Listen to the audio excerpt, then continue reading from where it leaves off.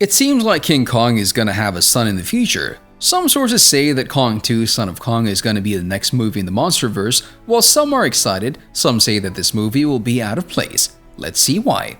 If you've watched the last movie in the MonsterVerse made by Legendary Pictures, then you know what happened in the world of King Kong vs. Godzilla. If you haven't, let's do a short recap. We know that King Ghidorah awakened the monsters across the world that are commonly known as Titans. Even though he was defeated by Godzilla, this triggered a chain of events that led to Kong being monitored by Monarch, a secret organization that is tasked with demystifying the Titans across the world. Later in the movie, they convince Kong to go to a world called Hollow Earth, which only he can access. This realm reminds us of an upside-down Skull Island.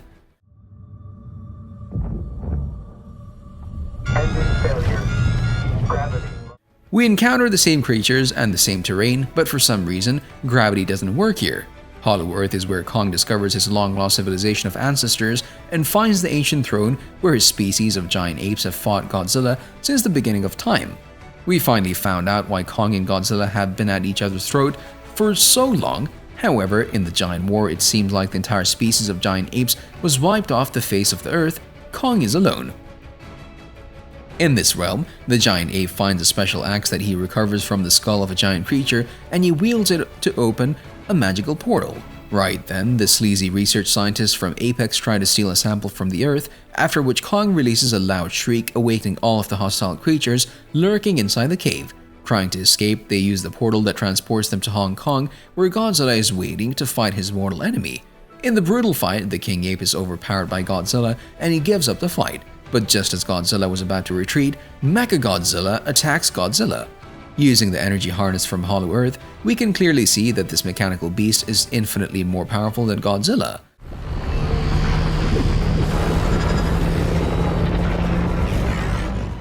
At that point, Kong decides to help his sworn enemy, and together they smash that like button just like you should do if you haven't done so already. But no, in all seriousness, together they defeat the horrifying robot using Kong's axe, which was powered by Godzilla's atomic breath.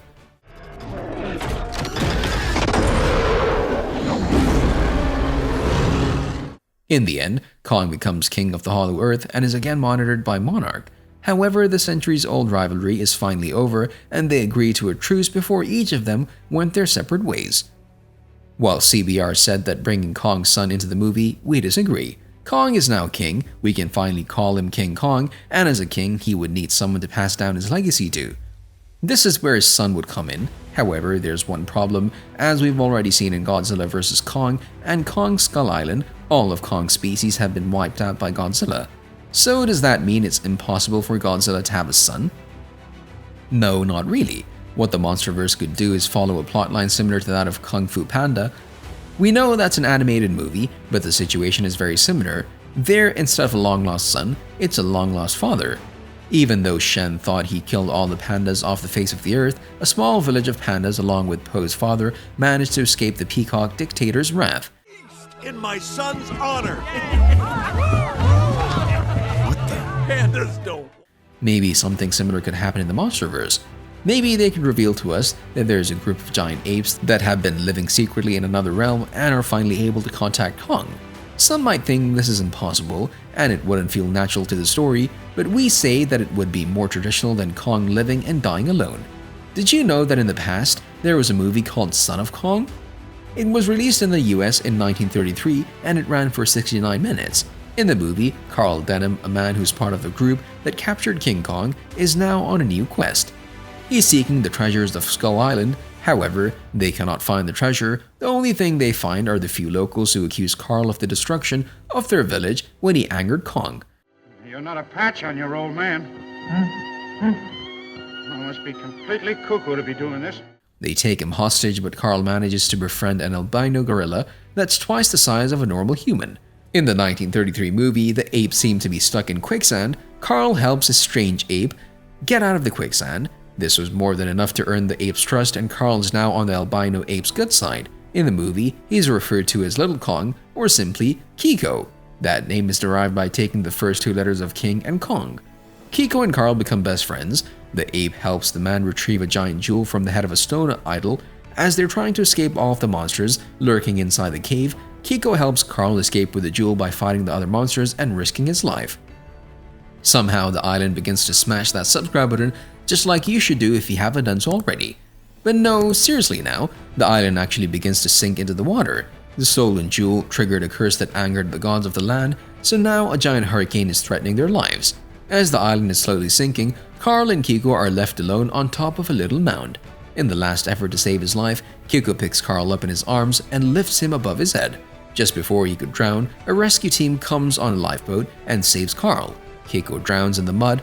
At the end of the movie, Carl uncovers the giant jewel he stole from inside the cave and forever remembers Kiko as the ape that saved his life. When the movie was released, audiences didn't really know this ape was King Kong's son. It was only after the movie aired that people connected the dots, and this is where we think modern-day technology could be introduced to bring Kiko back to life. Even though the current franchise of the MonsterVerse portrays Kong as a lonely giant ape who's fighting on the side of humans, they could use this movie from 1933 to introduce his son back. Finally, we'll have someone to take over Kong's legacy once he's dead. Here's what we were thinking. The scientists find out the remains of Kiko's body in the depths of the ocean, they unearth them, and using modern cloning technology, they're able to take DNA samples from the bones of the deceased ape and bring him back to life. Kong, the king of Hollow Earth, had a son once, but he lost him. It's been such a long time that he barely remembers his young boy, but now, thanks to technology, they can finally reunite the biggest ape in the world with the second biggest ape in the world.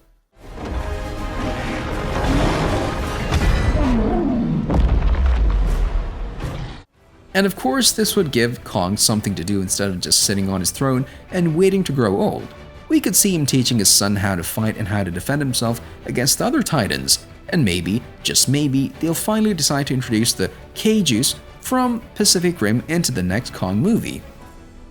Even though Warner Brothers has yet to release any official information about Kong 2, we get excited just thinking about the possibility of a movie like this. And of course, we can't forget about the fact that the major entertainment news outlets like CBR and Screen Rant are saying that they're gonna make another Kong movie, and this one will focus on his son. Fans are so excited about the movie that they even made a dedicated fan page for the unreleased movie on the Zilla fandom wiki. Clearly, we want to see more of Kong as well as all of those epic monster fight scenes. See you in the next video.